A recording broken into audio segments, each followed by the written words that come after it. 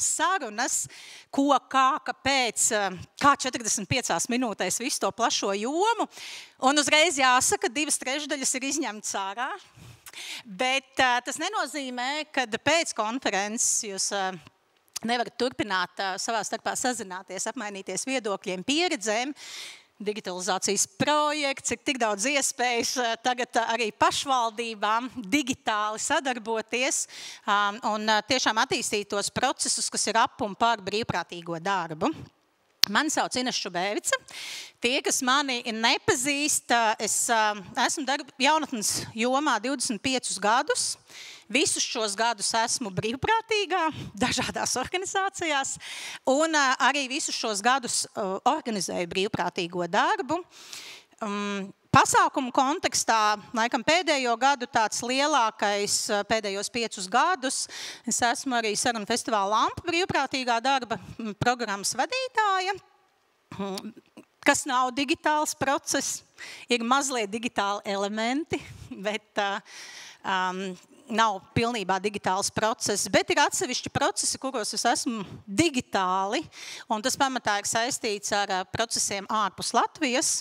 Man ir ļoti viegli pēdējos gados būt brīvprātīgajai Lielbritānijā, vai Ganā, vai kādā citā valstī, un digitalizācijas mums dod tās plašās iespējas. Ir virkne izaicinājumi šajā jomā, un ir ļoti daudz bailes. Tas ir tas, ko es esmu piefiksējusi savā pieredzē, mēģinot rosināt, digitalizēt pasākumu organizēšanu, ir tiešām ļoti lielas bailes no jaunatnes darbinieku puses. Jaunieši ir mazliet atvērtāki, bet bieži vien arī jaunieši to pirmo iedrošinājumu saņem tieši no jaunatnes darbiniekiem, tāpēc ir baigi svarīgi, kad jaunatnes darbinieki nebaidās no digitāliem procesiem. Šeit klātesošajiem, tie, kas ir tiešraidē, tie droši var komentāros likt savus vērtējumus, bet no klātesošajiem parādiet uz 2 roku pirkstiem, kā jūs vērtējat no 0 līdz 10 savas digitālās prasmes. Lai ko jūs ar to saprastu? Ir 7, 8, 6, 10, 5. Teiksim, vidēji ir 7,3. Kas ir pietiekami labi, bet ir ļoti daudz, kur augt. Laikam ir ļoti interesanti, ka man ir iespēja runāt par šo tēmu, jo, lai arī es esmu iekšā digitālajā brīvprātīgajā darbā ļoti, ļoti daudz, es vienmēr esmu teikusi, ka es esmu tas cilvēks, kurš ar tehniskām lietām ir ļoti uz jūs.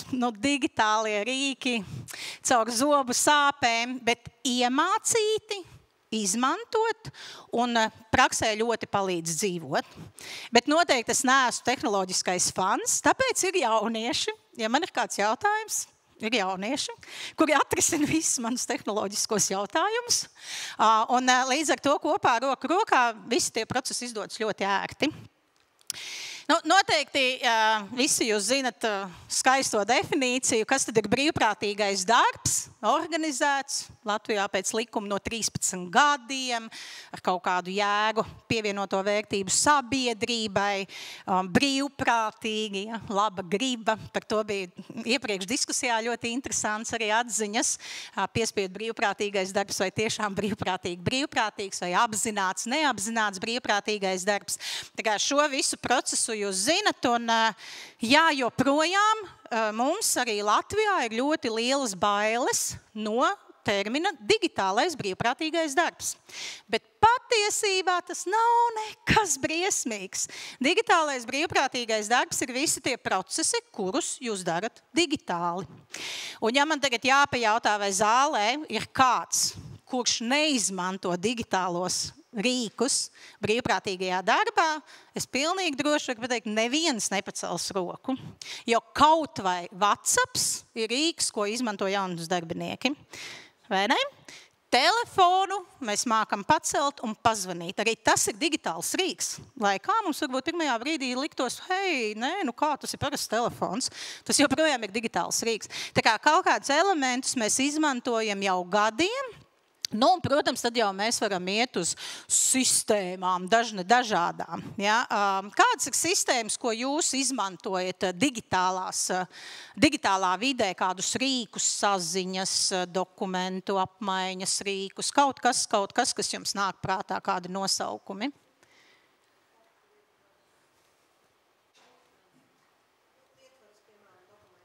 Jā, nu pašvaldības specifiskā lieta, mums ir lietvars.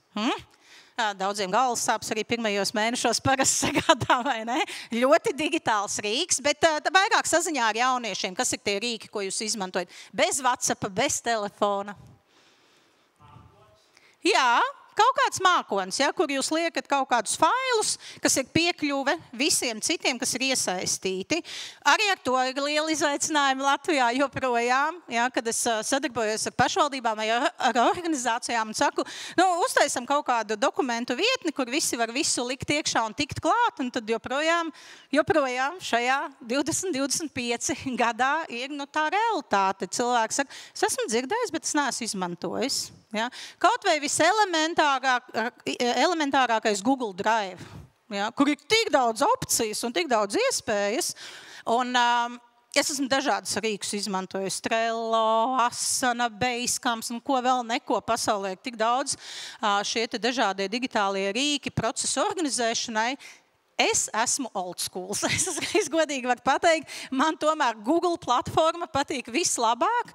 Man pilnīgi apmierina visas iespējas, ko piedāvā šī platforma, un es varu pilnīgi mierīgi dzīvot arī ar šo platformu, plus ielikt mazliet WhatsApp, tas arī ļoti atvieglo dzīvi, un man ļoti patīk e-pasti. Kā man viņi patīk. Ja. Tā kā patiesībā mēs ļoti daudz rīks izmantojam un mēs ļoti daudz daram digitāli. Mēs bieži baidamies to nosaukt tieši tā, kā tas ir. Ka mēs kaut kādus procesus organizējam, izmantojot internetu, izmantojot digitālos rīkus, nevis klātieni.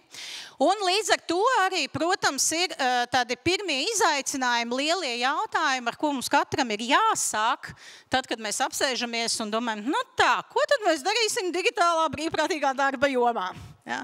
Un tad ļoti vienkārši jautājumi, ļoti piezemēti jautājumi, kā tad vispār ir tie piedāvājumi, ko mēs vispār varam kā organizācija piedāvāt jauniešiem. Ja? Un bieži vien tas izaicinājums lielais,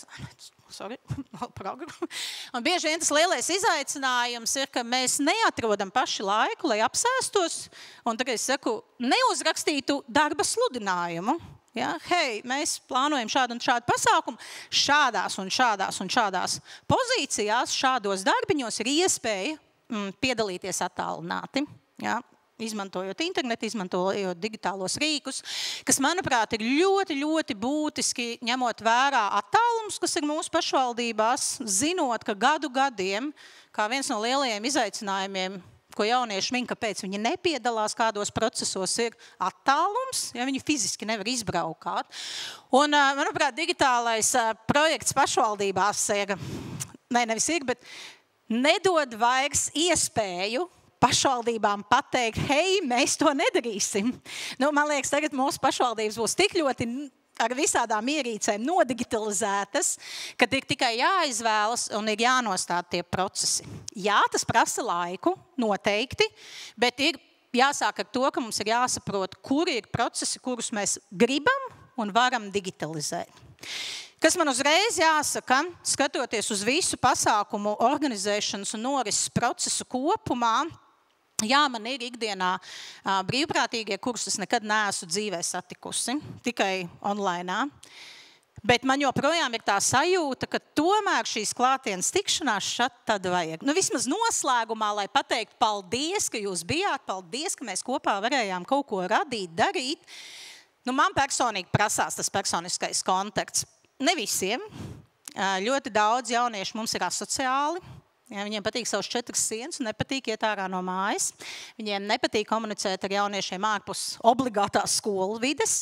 Un, jo īpaši šādiem jauniešiem šis digitālais brīvprātīgais darbs ir pasakaina iespēja iesaistīties un būt piederīgam, ja, ko ļoti arī daudz no paneļa diskusijas dalībniekiem mēs dzirdējām, šī piederības sajūta, ka tas ir svarīgi tiem jauniešiem. Tagad pirmais process ir saprast, kāda tad ir šie digitālā brīvprātīgā darba piedāvājumi. Otrs ir lielais izaicinājums, ko jau es minēju, saprast, kādus rīkus mēs izmantosim. Un šeit uzreiz jāsaka, izvēlamies tos rīkus, kuri mums pašiem patīk, kur mēs paši jūtamies ērti. Kā jau es minēju, es esmu 25 gadus jomā, un pēdējos 16 gadus ļoti intensīvi digitālajā brīvprātīgajā darbā, un šogad man ir pirmais pasākums manā pieredzē, kur visi procesi notiek tikai WhatsAppā. Disasters, nedariet tā, šausmas. Ja jums ir jāapmainās ar failiem, ja jākomunicē vairākiem cilvēkiem, kur daudz sarunas attiec tikai uz 2-3 no visa procesa, ārprātīgs rīks. Ja.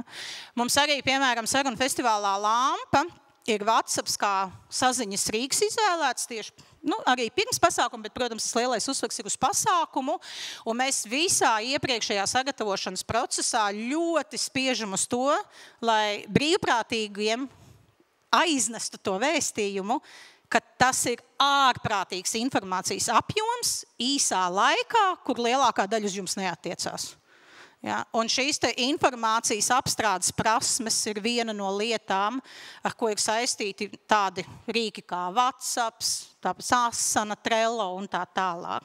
Kāpēc man patīk e-pasti un G-Drives, piemēram, vai jebkuri citi mākoņi, vai, piemēram, nest zemē pultis, jo viņi dod laiku apstāties, piezemēties, izlasīt, apstrādāt tādā tempā, kā man ir ērti. Ja, jo mums arī tajā WhatsAppā bieži ir notiek pusdienu saruna, un tad kāds no kolēģiem laikam tam un tam cilvēkam jāuzraksta individuāli, visticamāk viņš sen ir palaidis garām to vēstu, kas bija uz viņu attiecinām. Ja. Tas ir ārprātīga izvēle, bet procesos kaut kādos noteiktos, jā. Kāpēc WhatsApps mums ir sarunu festivālā Lampa izvēlēts kā tāds saziņas rīks, jo mums ir pārpa 100 brīvprātīgie katru gadu, un skaidrs, ka mēs pārpa 100 rācijas nodrošināt āra pasākumā, tas ir ļoti, ļoti dārgi. Mums vienkārši nav tādi resursi, un WhatsApps ir tas rīks, ko mēs varam finansiāli atļauties, un joprojām procesus organizēt un attīstīt. Ja kāds rīks, jums kolēģi saka, šis ir baigi labs, bet jums īsti nav pārliecība, ka jūs mākat ar viņu darboties, vienkārši iekšēji atrodiet laiku apmācībām, pamāciet viens otru, paskaidrojiet kaut kādus procesus. Tagad man tikko pāris dienas atpakaļ, mums ir starptautiska komanda, un mēs strādājam pie mācību moduļiem tieši jaunatnes jomas cilvēkiem, kas ir uz HOP platformas bāzēta, un mēs daudz zinām, kas ir HOP jaunatnes jomā, un tad kolēģis, kam ir 23 gadu pieredze jaunatnes jomā, viņi saka, man vajag apmācības, nesaprotu, kā tu norediģēt vienu vārdu, kā editors, ja, kā veidotājs. Saka, jā, ļoti labi, sanākam kopā, kaut kādas lietiņas pamācamies visi kopā, lai tas rīks strādā priekš mums, nevis lai mēs vergotu rīkam. Un tas ir viens tāds princips, ko noteikti tie, kas ir iekšā digitalizācijā, piekritīs. Tas viss efektīvāk strādā 5 minūtes veltīt laika apmācībām un tad izmantot, nekā mēģināt visu laiku kaut ko izmantot un saprast, hei, bet īsti nemaz nestrādā tās lietas. Tikai tāpēc, ka kādam no 10 cilvēkiem vienam varbūt nav īsti tās prasmes ar tiem rīkiem strādāt. Tikai tas ir arī tāds process, kam ir jāvelta laiks. Protams, atkal brīvprātīgais darbs un vienmēr ir jāsaprot, kas ir tās izmaksas, ko sedz pats brīvprātīgais, ko sedz organizators, un digitalizācijas jomā bieži vien tas nav tikai stāsts par to, vai tev ir vietālrunis, ar kuru tu vari pieslēgties internetam. Tas ir arī jautājums, vai vietā, kur tu esi, vispār ir interneta pārklājums. Ja. Jo mēs paši zinām savās pašvaldībās, tagad es saku, melnos punktus, kur, ja jūs iebraucat, tur nav interneta pārklājums. Un, ja jūs tur dzīvojat, viņš praktiski nav nekad. Ja, ir jāiet tur kalniņa galā, ja līst lietus galīgi negribas, saulīt spīd, ok, es aiziešu, lai vispār noķertu internetu. Tagad tas ir tāds arī izaicinājums digitalizācijā, pirms mēs vispār plānojam aktīvāk iesaistīt jauniešus, saprast tās iespējas. Un, protams, saprast arī, ja gadījumā tas jaunietis saka, man nav vērtī ar vietālgunu vai man nav tas vietālguns. Un tad apsvērt domu, vai mēs esam gatavi viņam iedot to ierīci, ar kuru pieslēgties vispār kaut kādam rīkam. Ja.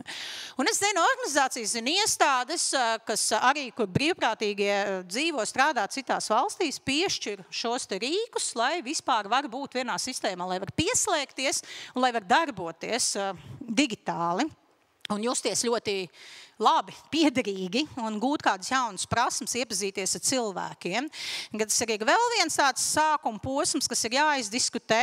Nu, un, protams, arī kā vispār mēs īstenosim uzraudzību un novērtēšanu. Kas ietver, lai mums būtu ko uzraudzīt un būtu ko novērtēt, mums ir vajadzīgs sākumā kas?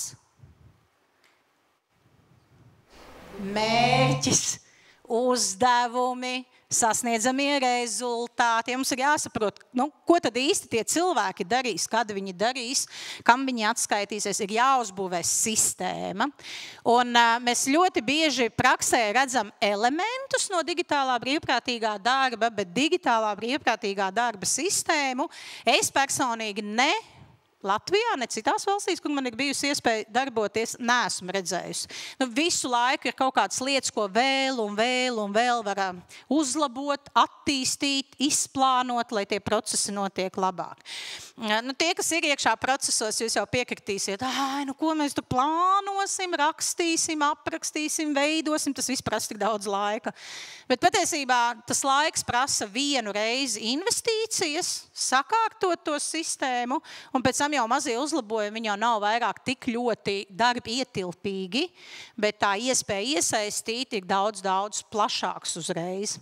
Ja mēs skatāmies, kā ar vien jauniešu aizsniegt un iesaistīt brīvprātīgajā darbā, noteikti, jo īpaši novadu izmēru kontekstā Latvijā digitālais brīvprātīgais darbs ir tas, kurā virzienā mums ir jāiet, kur mēs varam sasniegt vēl vairāk jauniešu kā tagad. Tā kā mēs parasti sakam jaunatnes jomā ne tikai tos gudros, skaistos aktīvos, bet ikvienu jaunieti. Ja. Bet tam ir sagatavošanas darbi. Ir jābūt reāliem, ir jāveic kaut kādi sagatavošanas darbi. Un ja mēs paskatāmies uz pasākumu organizēšanas un norises procesiem, gan plānošana, kas ir 80% no jebkura pasākuma, gan pasākuma norise, arī pēcpasākumi, ir tik ļoti daudz dažādi uzdevumi, kuros mēs varam iesaistīt brīvprātīgos digitāli. Nav jābūt visam procesam digitalizētam, tas var būt kaut kādi vieni atsevišķi elementi. Vai šeit no klātesošajiem, vai varbūt arī tie, kas ir pieslēgušies tiešraidē, ir kādi piemēri, ko gribat padalīties. Tie, kas ir tiešraidē, jūs droši varat rakstīt komentāru sadaļā savus piemērus, ja ir kādas adresītes interneta, droši varat pievienot. Pie labajiem piemēriem šeit zālē mēs pēc dažām minūtēm atgriezīsimies. Bet tikmēr es gribu lūgt pirmo praktisko tādu iesaisti, ņemt savus telefonus rokās un vai noskanēt QR kodiņu vai ievadīt adresīti, paiešu no ekrāna. Un pavisam vienkāršs jautājums, ja ir jau pieredze ievadīt, kādi tad ir tie digitālā brīvprātīgā darba piedāvājumi, ko jūs kā organizators piedāvājat? Vai, ja tāda praksa jums vēl nav, tad atskatoties uz visu pasākumu organizēšanas ciklu, kas tad varētu būt tie procesi, tie uzdevumi, kurus tad jūs varētu ļoti ērti nodot arī brīvprātīgajiem digitālā vidē, pat neesot un nesasaucot viņus kopā. Bet es zinu, ka jums ir tie piemēri. Vienkārši vajag mazliet ar sevi parunāties un piefiksēt. Kamēr vēl pārējie raksta, vai mums arī kaut kas Facebookā? Klusums, jā, labi. Bet pilnīgi noteikti, un šī ir tā pieredze, kur jūs varat dalīties. Numur 1 un 2, kā jums liekas, kur mēs iesaistam jauniešu digitālajā brīvprātīgajā darbā, vai ne? Tieši to, ko jūs arī rakstat. Grafiskais dizains, vizuāļi, sociālo tīklu administrēšana un sociālo tīklu satura veidošana, viss ap un par dažādas viktorīnu gatavošana pasākumiem. Man arī ļoti patīk, kad ir arī kolēģi, kas, jā, Canva varētu būt labs palīgrīgs, viennozīmīgi. Tā kā mums arī ir eksperti šajā jomā, droši. Canvai, man liekas, ir lielais plus tas, ka jūs ērti varat dalīties ar to saturu. Atkal nav tās pārsūtīšanas nenormālās lielie pielikumi, līdz ko ir izmaiņas, uzreiz viņas arī visiem ir redzamas. Es noteikti tas Canvas fans, ar visu to, ka es neesmu tehnoloģiju fane, bet darbs ir darbs, jāpadara, vai ne? Jā, programmu sagatavošana, aprakstu veidošana. Ļoti jauki piemēri, un tas tiešām ir tas klasiskais, ko mēs izmantojam, bet tas nebūtu nav viss. Tas nebūtu nav viss. Ir tik ļoti daudz iespējas. Noteikti kāds no jums arī ir izmantojis, tā kā ir kāds lielāks pasākums, ir pieteikšanās, un tad, piemēram, ir 20 vietas un ir 80 pieteikumi. Un kādam pēc kaut kādiem kritērijiem tie pieteikumi ir kaut kā jāsadala, jāatlasa. Ja? Tas ir tāds ļoti vienkāršs process, kur arī mēs varam pieslēgt kādu no organizatoriem, no brīvprātīgajiem, pat nenākot viņam uz biroju vai uz jauniešu centru vai uz organizāciju, ko viņi arī var darīt, ja, palīdzēt sagatavošanā šo te dalībnieku atlasē, piemēram. Elementāri, neviens gan neminēja, bet ko ļoti daudz jaunieši dara, ka mums ir izdomāta programma jauniešu dienai, piemēram, un ir dažādi forši mākslinieki noskatīti, kādam tie mākslinieki ir jāuzrunā, jāsarunā un tā tālāk. Un to bieži dara jaunieši. Ja, un tas ir digitālais brīvprātīgais darbs. Un nav jābaidās to tā saukt, jo tas tieši tā arī saucas. Ja. Tikai ir ļoti daudz dažādi procesi, ko mēs varam. Reizēm mums varbūt prasās kādas sistēmas digitālās pielāgot, izveidot, bet tieši tāpat kā ar brīvprātīgā darba uzskaiti. Paceliet rokas zālē, cik ir no jums brīvprātīgā darba uzskaitas sistēma, kaut kāda jau? Ja, ļoti daudzām klātesošajām pašvaldībām. Jūs arī to sistēmu kaut kad izveidojāt. Jūs apsēdāties un izdomājāt, kā tas notiks tagad. Ja? Un tas nav, ka jaunietis nāk uz jauniešu centru un viņš parakstās par katru darbu, ko viņš ir darījis žurnālā, un tu jūs pētat tos žurnālus. Tā nenotiek, vai ne? Tas notiek digitāli, kas arī ir daļa no digitalizācijas procesiem. Un tieši tāpat arī ar pasākumu organizēšanu. Pat ja tas jaunietis ir vienā mazā uzdevumā piedalījies, viņš vienalga jau jūtas liels ar visu to lielo pasākumu. Un tad mēs arī tiešām ieraudzīt tos jauniešus, manuprāt, ir lielāka iespēja, kad mēs tā mērķi orientēti uz to digitalizāciju ejam. Ja, jo pateikt, mums tur 20 jaunieši piedalījās jauniešu dienu organizēšanā, tur pasākumu nodrošināšanā. Mēs jau nesakām, ka 15 no tiem bija klātienē un 5 neklātienē. Ja, un tie 5, kas nebija klātienē, viņi vienalga jūtas piederīgi tam pasākumam. Viņiem liekas, ka viņi ir iesaistījušies. Viņi arī pārējiem stāstīs, cik forši es biju daļa no. Man tuvāk dažas dienas atpakaļ viens kolektīvs, darba kolektīvs, uzrunāja un saka, mēs esam 10 cilvēki, un mums ir uzņēmumā atzīts brīvprātīgais darbs, un mēs gribam īstenot brīvprātīgo darbu. Un mēs 10 esam izdomājuši, ka nākamajā gadā mēs gribam būt brīvprātīgie 1 dienu sarunu festivālā Lampa. Un es tādu, nice! Dodiet man laiku līdz mēneša beigām, mēs padomāsim, vai mēs varam jums kaut ko piedāvāt. Ja, jo tā programma, kas mums ir, viņi ir visi 4 dienas. Kāpēc 4? Jo brīvprātīgie brauc ātrāk, brauc projām vēlāk, plus festivāla dienas. Bet tie 10 cilvēki, kas grib piedalīties, viņi varbūt kāds vispār pirmo reizi pamēģināt to brīvprātīgo darbu. Tad mēs paņēmām uz sevis to uzdevumu līdz mēneša beigām apdomāt, vai mēs kaut ko varam piedāvāt. Un pirmā tā mana doma bija, ko es teicu kolēģei, jāapstāst, ko mēs vēl varam digitalizēt. Jo varbūt klātienē nav tik ērti uz 1 dienu mums no procesiem izraut un paņemt kolektīvu, bet digitāli, kāpēc ne? Ja, tas jau tāds vairāk tāds domāšanas veids jau sāk palikt attieksmes. Un, protams, ir ļoti daudz dažādas arī iespējas digitālajiem brīvprātīgajiem darbam. Tā kā man ir tāda lielāka pieredze Lielbritānijā, protams, Lielbritānijā šis te attālinātais, jeb digitālais brīvprātīgais darbs ir vairāk populārs, un es arī esmu ielikusi materiālā vienu ideju, kur var paskatīties, viņiem ir pilnīgi sadaļa remote. Ja, tā kā pilnīgi attālināts brīvprātīgais darbs, un tur visi liek specifiski savus paziņojumus, darbs sludinājums nosacīti. Protams, arī dažādi paziņojumi tiek publicēti mums šeit pat uz vietas. Es skatos pēdējā laikā Facebook lapa brīvprātīgie LV kļūst ar vien aktīvāka. Tie, kas vēl viņu neizmanto, aicinu izmantot. Brīvprātīgie LV arī šodien jau pieminētā sistēma būs nākamajā gadā. To es pavisam droši kā konsultatīvās padomas locekle varu teikt. Pie tā tiek strādāts, un es ļoti ceru, ka arī tur sludinājuma sadaļā būs šis te attālinātais brīvprātīgais darbs vai digitālais, vai vienalga, kā mēs lemsim viņu nosaukt, bet ka tā sadaļa atsevišķi tur būs, lai atvieglotu arī tiem, kas meklē šīs iespējas norentēties vieglāk, kur tad paziņojumi jālasa. Jā, visas iespējas LV Latvijā jau ilgus gadus arī, ko daudzas organizācijas pašvaldības izmanto kā resursu. Tur arī šad tad parādās digitālie brīvprātīgā darba piedāvājumi.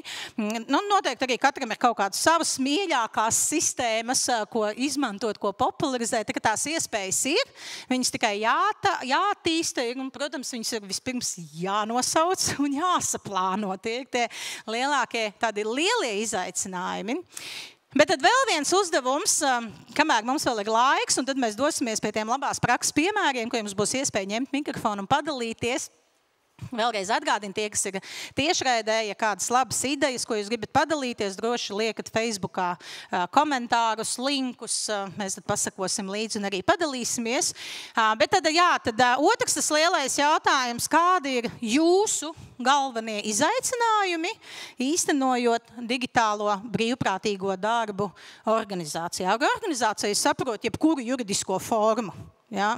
Pat arī, ja tā ir neformālā grupa kāda, arī organizācija, kaut kas ir saorganizēts. Ir ienākuši, jāsaka, salīdzinoši vien dažas atbildes līdz šim brīdim, bet jau ir, man liekas, saturs 2 konferencēm, katru pa 2 dienām, kad ir tik lieli tie jautājumi, bet ļoti, ļoti patiesi. Viens no tiem ir, tiešām, kā tad mēs tos jauniešus reāli varam sasniegt, lai iesaistītu tajā digitālajā brīvprātīgajā darbā, jo ja viņš nav mūsu informācijas lokos, burbuļos, kā mēs viņu varam sasniegt, mēs varam mēģināt jau klasisko ceļu iet caur pedagogiem skolās, ko mēs redzējām, statistika, ļoti labs instruments, ko izmantot, ko mēs arī darām jaunatnes jomā Latvijā. Ja, lielāks izaicinājums ar tiem jauniešiem, kas ir pēc skolas. Bet, tā kā es parasti saku, reģionos nekas labāks, kā aizbraukt pie jaunieša, nav izdomāts. Cits jautājums, vai mēs to darām. Ja? Bet ja mēs tiešām gribam kādu jaunieti sasniegt, mēs pieceļamies, aizbraucam, izrunājam, un tad redzam jā vai nē. Uzreiz tādi, Dievs, kā tur 100, tas taču ir resurs, nenormāls resurs. Bet jāsāk ar kaut ko. Sākam ar 10 jauniešiem gadā, ar 5, ar 1, jo jauniešiem ir fantastiska tāda īpašība. Viņiem patīk dzīvot sociālajos tīklos. Un ja viņi kaut ko sāk darīt un iesaistās, viņi sāk runāt, un jau tie vārdi aiziet jums pa priekšu. Tie jaunieši paši kļūst par labu instrumentu stāstīt par to, ka ir iespēja iesaistīties tajā digitālajā darbā. Bet tā kā es teicu, ir vispirms jāizdara mājas darbi, ir ļoti skaidri jāpasaka, šie ir tie darbi, šis ir tas piedāvājums, uz ko strādāt. Jo citādi jau tie jaunieši neatsauksies. Ja, mēs zinām no psiholoģijas, ka visu, ko mēs nesaprotam, visu, ko mēs nezinām, no tā mums ir bailes. Mēs neiesaistamies. Ja, tas nav mums, uz mums neatiecās tas. Jo specifiskāk mēs to informāciju sagatavojam, jo vieglāk ir tos jauniešus aizsniegt. Bet šim var vēl atsevišķu konferenci, protams, veltīt. Tas ir tikai stāsts par to, kad digitālo darbu mēs piedāvājam brīvprātīgo vai klātienē. Ja. Arī kāds no jums atzīmē, ka ļoti daudz darāmā ir uz vietas. Protams, pasākums organizējot, loģiski būs daudz kas uz vietas. Un, ja Covid laikā mēs redzējām ļoti daudz pasākums, kas bija tikai online, Ja? Un attiecīgi arī tie sagatavošanas darbi bija daudz digitalizētāki. Tad šobrīd, protams, mēs esam atpakaļ cilvēkos ar klātienes pasākumi, bet tas neizslēdz to, kad ir kāda laba praksa, ko darīt tomēr, arī iesaistot digitāli. Jā, birokrātija, protams, jo īpaši pašvaldībās, vai ne? Lietvars. Visi ļoti mīl to sistēmu, piemēram. Ja. Jā, arī viena ļoti laba tēma, kas ir atzīmēta, cilvēki, kas organizē, plāno un vada brīvprātīgā darba procesus. Jā, tā ir atsevišķa konferences vērta tēma par mums, par brīvprātīgā darba organizatoriem. Tieši tāpat kā par jaunatnes darbiniekiem, viņu uzdevumiem, lomu. Mēs arī tieši tāpat par brīvprātīgā darba organizatoriem varam ļoti ilgi daudz diskutēt, kā, kad, kāpēc, kas jāzina, kas jādara, ar kādiem rīkiem. Ja, tā ir vesela atsevišķa joma, un noteikti esat jau visi dzirdējuši, kad salīdzinoši nesen ir arī brīvprātīgā darba koordinātora profesijas standarts apstiprināts. Tā kā pavisam oficiāli pašvaldības vairs nevar atsaukties, ka tas tur nav standartā, tādu cilvēku mēs nepieņemsim darbā. Ja pavisam oficiāli pašvaldības arī var tagad tādus cilvēkus pieņemt darbā, ar tādu pilnīgi godīgi nosaukt amatu, bet tas ir izaicinājums. Tieši tāpat kā jaunatnes darbā kopumā. Ja, mēs paši zinām, vai nu ir tas jaunatnes darbinieks savā vietā vai nav. Un ar brīvprātīgā darba koordinatoriem ir tieši tāpatās. Vai nu tas jaunietis atnāk, un viņam ir tas klikšķis ar koordinātoru, un viņš turpina, vai nu viņš atnāk un pēc tam aiziet prom, viņam vienkārši neiet kopā ar to koordinātoru. Un strādājot dažādos pasākumos par brīvprātīgā darba koordinatoriem ir bijusi iespēja dzirdēt dažādas stāstus. Un tas nav nekas slikts, ko es teikšu, tas vairāk ir aicinājums padomāt un mēģināt augt, bet manā 25 gadu pieredzē statistikā, kuri ir visneforšākie, visbrīvprātīgie, nedraudzīgākie pasākumu organizatori, sporta pasākumu organizatori. Ir labi piemēri atsevišķi, bet ļoti daudz, kas nāk neizdarītas lietas, ir tieši no sporta pasākumu organizatoriem. Tā kā es parasti pie iespējas, man ir iespēja bijusi gan ar Paralimpisko komiteju strādāt, gan ar dažādām sporta federācijām. Es parasti pie iespējas arī saku, investējiet koordinātoros, lai viņi tiešām, tā kā kāds šodien teica, tur kaut kāda melnā darba darītāji, ja, lai nav tā sajūta brīvprātīgajiem. Un digitālajā darbā tas ir jo īpaši izaicinoši, ņemot vērā to, ka bieži vien jūs to brīvprātīgo pat nesatiekat. Ja, viņš ir kaut kur ekrānam otrā pusē. Un par to ir vēl vairāk jāpadomā, kā jūs to saikni uzturat, kā jūs viņu iesaistat, jo katram cilvēkam jau nav tikai stāsts par darbu, brīvprātīgajā darbā. Katram cilvēkam tas ir stāsts par emocijām, par sajūtām. Un, lai cik neempātisks būtu cilvēks, mums tomēr ir jādomā par to. Jā. Jā, šis ir arī ļoti labs noteikti, ko es aicinu kādā brīvā brīdī savā starpā pārunāt. Ja, visi šie tehniskie izaicinājumi. Internets nav, rīks nepareizi izvēlēts, neiet aparāts vispār, kas ir pieejams, lai pieslēgtos kaut kur. Šodien mums pat bija ļoti interesanta situācija. Mēs tā izdomājām savā starpā, bet nav jau pārbaudīts. Ir tiešraide, ir telefons, tu ieeji caur pārlūku, ieeji aģentūras pasākumā uz tiešraidi, it kā. Un tu neredzi to tiešraidi. Un tad kāds, kam ir aplikācija, Facebook, nevis pārlūks tiek izmantots, viņš no tā telefona redz to tiešraidi.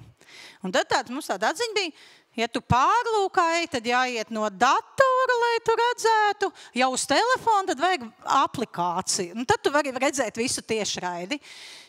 Mēs bijām tajā procesā iesaistīti 3 cilvēki, ko es redzēju. Es nezinu, kas notika vēl tur pēc tam, kad kolēģi, ar kuriem es runāju no aģentūras, aizgāja vēl kaut ko skaidrot. Ja, bet mums tāds bija ļoti labs uzdevums. Ja, kā tas viss strādā? Un tie ir izaicinājumi. Labi, šoreiz nebija tik ļoti sāpīgi viņi. Tas bija vairāk intereses pēc, bet tie ir izaicinājumi. Šie tehniskie ir izaicinājumi, par ko jārunā. Tā, es ātri skatos. Jā, pamatā, šis ir ļoti labs, paldies, kolēģi, kas to pierakstīja, veiktā darba kvalitāte.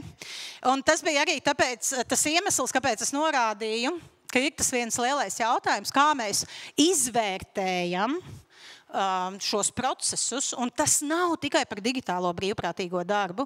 Mēs bieži vien arī iesaistot tieši jauniešus aizmirstam veltīt laiku izvērtēšanai. Aizmirstam pajautāt viņiem, hei, vai tu dabūji no pasākuma to, ko tu gaidīji? Mēs atceramies pateikt paldies, mēs atceramies atgādināt ieraksti stundas, ko tu esi nostrādājis, bet mēs aizmirstam bieži vien pajautāt, vai tu tiešām ieguvi to, pēc kā tu nāci. Ja, un bieži vien tam nevajag daudz. Sākumā tikai pajautāt, kāpēc tu esi atnācis, kāpēc tu gribi iesaisties, kas ir tas, ko tu gribi dabūt. Tad es parasti saku, jo mazāk cilvēks grib, jo man kā koordinatoram ir vieglāk.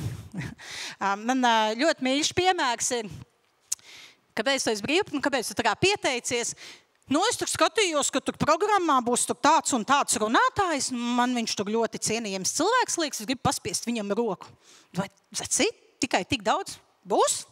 Un, protams, tu kā organizators sagaidi runātāju, un tad tu zini, ka ir tas viens cilvēks, kam ir svarīgi paspiest roku, un tu sāorganizē, lai viņi satiekās, tu viņus iepazīstini, viņiem ir tur minūte laiks parunāt. Viss tas brīvprātīgais ir mans uz visu pasākumu, jo viņš ir dabūjis to, ko viņš grib. Ja? Pagājušajā gadā, piemēram, man ļoti patika sarunu festivālā Lampa. Mēs nodrošinām ēdināšanu brīvprātīgajiem, un mēs pirms tam taisam aptāju, kas ir tās būtiskās lietas, kam obligāti jābūt ir. Un tad viņi saka, baigi forši pagājušajā gadā, ka bija kļavu sīrups. Ideāli. Un tad vajadzēja vienam desu, vienam sieru, un tev ir ēdienkārt gatava. Tu nopērci visu, kas ir pieminēts, un tu zini kaut mazliet, bet tu jau viņus būsi padarījis laimīgākus. Ja? Mēs bieži nepajautājam viņiem, un tad mums arī nav ko vērtēt. Ja? Un tad mēs arī nevaram pateikt, hei, jā, tu dabūji to, ko tu gribēji, forša sadarbība, tiekamies nākamreiz. Vai ne? Lūk.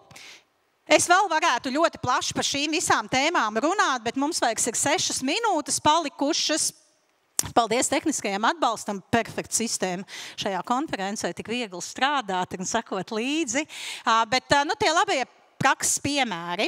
Es jau varētu stāstīt, bet, man liekas, es gan runājusi. Es gribētu tomēr, ka jūs mazliet parunājat un padalaties ar saviem piemēriem, un tad aicinu arī pateikt, no kuras pašvaldības vai no kuras organizācijas jūs esat, lai kolēģi gan šeit, gan tiešraidē pēc tam zina, kam pazvanīt, ko uzrunāt, ar ko parunāt par detaļām.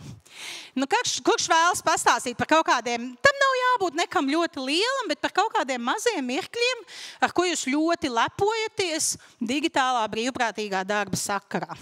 Jūs jau minējāt dažādu vizuāļu veidošana. Ja. Es zinu jauniešu centru Latvijā, kur viņiem ir mēneša griezumā pa nedēļām sadalīt atbildīgie. Un tad es zinu, ka Ilze šonedēļ ir atbildīga par vizuālo saturu Facebookā. Jānis ir atbildīgs par Instagram. Un viņi iet tā kā uz riņķi, viņiem ir tāds dežūra grafiks. Un tas nav tā, ka tev vienreiz gadā ir iespēja, cik ir tie aktīvisti, kas to dara, bet viņi rotē. Ja, līdz ar to ir vairākas iespējas arī tiem jauniešiem darīt. Un ir skaidrs tam katram jaunietim, šonedēļ es varu atslābt. Jo mēs zinām, vai ne, ka jauniešiem viena nakts attiecības ir vairāk piemērots nekā ilgus gadus laulība. Viņiem ar to ilgtermiņu ir ļoti liela izaicinājuma. Bet ja tu laiku pa laikam iedod viņiem atbildību, tu viņus var tomēr noturēt ilgāk. Ja? Viņi nav vieni. Lūk, kurš vēl grib padalīties ar kādiem foršiem piemēriem? Jā, es vienkārši paskatījos uz... Es zinu, viņiem ir pastāst, lūdzu. Kā jūs zinat, ka mums ir sveiki? Es visu, ko zinu. Es esmu Rudolfs no Ventspils valsts pilsētas pašvaldības. Un tāds foršākais un labākais prakses piemērs no 2025. Gada varētu būt tieši tas, kas tika minēts par šo komunikāciju, kur jaunieši rīkojot jauniešu gada balvas pasākumu, mēs no sākuma salikām tās kategorijas, un katrai kategorijai mēs izvēlējāmies, kuri tad varētu būt tie potenciālie balvu pasniedzēji. No sākuma augšgalā mēs likām tos nereālākos variantus, kuri visticamāk mums neatbildēs par to, vai viņi būtu gatavi iesaistīties un atbraukt uz Ventspili, apbalvot jauniešus, un pēc tam tad tas saraksts lēnām gāja nonāca līdz vietējiem cilvēkiem, kur varētu. Bet mums izdevās realizēt pāris tādus lielākus vārdus, un tas bija forši, un es domāju, ka jauniešiem bija forša pieredze. No starp tiem lielākiem vārdiem bija Intars Busulis, Dace Melbārde un Jānis Krievans. Tie bija tādi 3 lieli, teiksim, atpazīstami populāri cilvēki, un es domāju, ka jaunieši bija ļoti gandarīti, ka viņiem izdevās sakomunicēt ar šiem cilvēkiem, citiem tikai ar aģentiem, citiem personīgi ar tiem cilvēkiem, bet tā noteikti ir laba pieredze. Jā. Paldies. Jā, nu it kā liekas, vai ne, kas tur liels, bet tas tiešām ir milzu darbs, ko tie jaunieši ir paveikuši, ne laika ziņā. Nevar būt tādā ieguldījuma ziņā, bet tās pievienotās vērtības ziņā. Tad, kad tu teici, jā, tie jaunieši bija priecīgi, gandarīti, pārējie klātesošie arī bija priecīgi un gandarīti, ja? Un tur nav tev jābrauc uz Talsiem vai uz Rīgu pie šiem cilvēkiem, tu to visu var izdarīt arī izmantojot dažādus rīkus. Nu, tu noteikti gribi pastāstīt kādu piemēru, ne? Ne? Ja? Ne? Man patīk, jā, reku mums, paldies, jo man patīk kolēģi, nu, kad es zinu, kad ir ko teikt, bet, nu labi, šodien nē. Tātad es esmu Agija no Dobeles jaunatnes iniciatīvu veselības centra, un šogad mēs izveidojām Dobeles novada jauniešu domi. Un sadalot amatus, viens puisis pieteicās par IT speciālistu. Tā mēs viņam ir iedalījām šo amatu. Un mums gadiem ir bijusi kladīte, kur mēs pierakstamies. Gadiem šī kladīte klīdusi, staigājusi, pazaudējusi, aiznesusies mājās. Un tad mēs sapratām, ka jādigitalizē tas viss ir. Un šis jaunietis mums ir izveidojis card.com aplikāciju. Nezinu, tā nav droši aplikācija, tā ir tātad lapa, kur mums ir protokoli digitalizēti, un arī mēs piesakamies, reģistrējamies digitalizēti. Tas ir visiem pieejams, katreiz atgādina, viņš mums izveido arī parasti Zoomus. Tā kā jā, jaunietis, viņam ļoti patīk digitāla joma, un viņš arī šeit iesaistās un darbojās. Nu, brīnišķīgs piemērs, un jauniešu domas mums ir daudzās pašvaldībās, tā kā droši sazinieties ar Dobeli pēc šī pasākuma, viņiem ir ko pastāstīt, bet šis ir piemērs, ir cilvēks, kurš apsēžas un izdomā kaut kādu X sistēmu, lai to visu procesu padarītu ērtāku, labāku, efektīvāku, un tā arī par jebkuru pasākumu organizēšanas procesu, to, ko es vienmēr saku, ja mēs, tāda sajūta, mēs nevaram to kūku apēst uzreiz, nēdam kūku, sagriežam viņu mazos gabaliņos un sākam ēst pa gabaliņiem. Mēs paņemam visu pasākumu organizēšanas procesu, pasākumu norises procesu, visus pasākumus, kas attiecās arī pēc tam uz to procesu, kas ir pēc pasākuma, un sadalam pa mazajiem kūkas gabaliņiem un saprotam, hei, šo mēs varam digitalizēt, šo nevaram, šim ir jābūt klātienē. Tā kā soli pa solim, jā, ar tādu laikam ceļa maizi, nebaidīties, mēs to daram, apsēžamies, izdomājam, kā darīt vēl efektīvāk, lai varētu iesaistīt vēl vairāk jauniešu, arī tāds jauniešu, kuriem nav iespēja klātienē būt, un daram pa gabaliņam, solīt pa solītim. Paldies liels! Man ekrāns saka 1 sekunde, viss beidzas mums tiešraide. Tā kā paldies liels, un mēs tiešām esam ļoti labi laikā. Jums ir laiks gan savā starpā apspriesties, varbūt pastīties bez prožektoriem. Varbūt jums nav prožektori, tas tikai man tā liekas, ka ir prožektori. Pastīties vienam uz otru, vēl apmainīties kādiem kontaktiem, pieredzēm, lēnītiem kustoties uz nākamajām darba grupām. Jums ir pārējai vien tik kādas 10 minūtītes. Vēlreiz paldies un skaļi aplausi mums pašiem!